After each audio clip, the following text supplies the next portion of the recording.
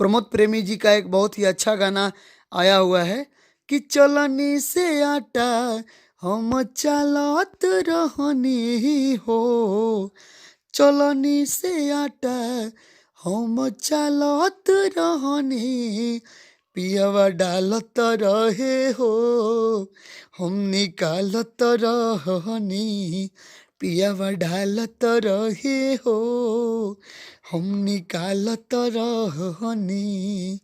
इसी धुन पे मैंने एक गाना और अपने चैनल पर अपलोड किया है। एक और मैंने लवर सॉन्ग लिखा हुआ है।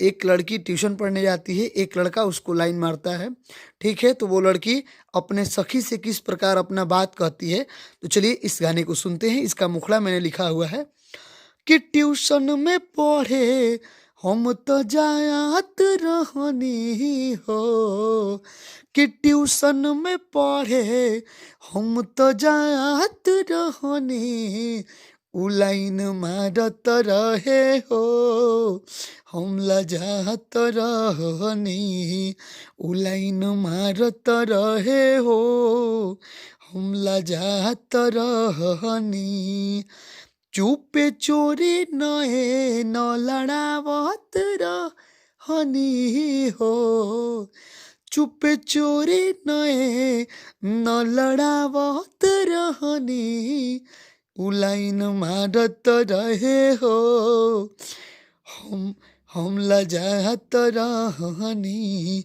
उ लाइन मारत रहे हो हम लजात रहनी। बहुत ही अच्छा मैटर है, बहुत ही बेहतरीन सॉन्ग है ये।